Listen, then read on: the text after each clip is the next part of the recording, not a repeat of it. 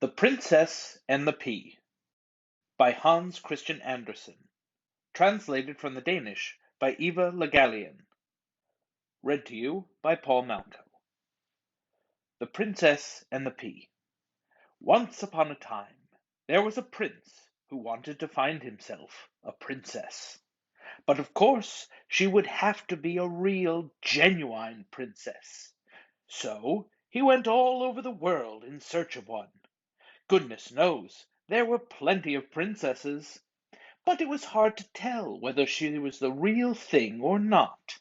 Each time he thought he'd found one, she would say or do something that made him suspect she might be a phony. At last he went back home again. He was very disappointed and discouraged, for he did so want to find himself a princess. That is, a real genuine one. One night there was a dreadful storm. The thunder roared, the lightning flashed, and the rain came down in buckets. It was quite terrifying. Then, suddenly, there was a knock at the great gate of the town, and the old king himself went down to open it. And there, outside the gate, stood a princess. But my goodness, what a sight she was! Her clothes were soaked right through, her hair was dripping wet, and the water poured in at the toes of her shoes and out of the heels. And yet she kept repeating that she was a princess. "We'll soon find out about that," said the old queen. She didn't say a word to anyone, but went straight into the guest room. There she took all the bedclothes off the bed and carefully placed a tiny pea under the mattress. She piled 20 mattresses on top of it, and on top of the 20 mattresses she piled 20 down comforters. And then she went back and told the princess that her bed was ready. The next morning she asked the princess how she had slept. "Slept!" cried the princess. "I didn't sleep a wink. I couldn't close my eyes all night. Heaven knows what was in that bed. I feel as though I'd been lying on a rock. I'm black and blue from head to toe. It's awful." And that certainly was proof enough. They all knew then that she must be a real princess. Otherwise she could never have felt that tiny pea through 20 mattresses and 20 down comforters. Only a real, genuine princess could be that sensitive. So the prince took her for his wife, and they lived happily ever after. The pea was placed in a glass case in the art museum. It's probably still there. That is, unless someone has stolen it. How's that for a story?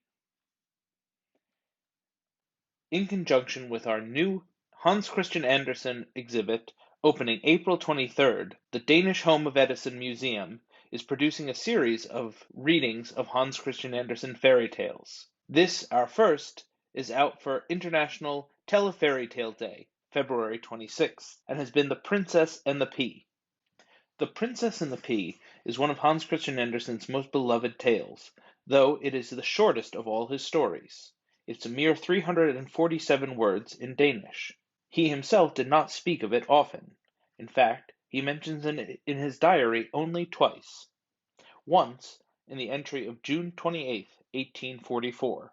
On a trip to Weimar, he writes, "The Grand Duke chatted with me about Hamlet. Duchess Volkonsky, a friend of the Empress of Russia, conversed with me for a long time in French. I was in a sweat. I gave the Grand Duchess my book, Only a Fiddler, bound in Moroccan leather. That was an expensive item. Then we drove to Ettersburg, where they host occasional readings. The hereditary Grand Duke read a novella, probably by himself. I felt sick and was about to throw up. It was a torment that had no end. I read The Princess and the Pea, The Emperor's New Clothes, and Little Ida's Flowers, but was quite ill." Despite this, The Princess and the Pea has gained international acclaim and has been adapted famously.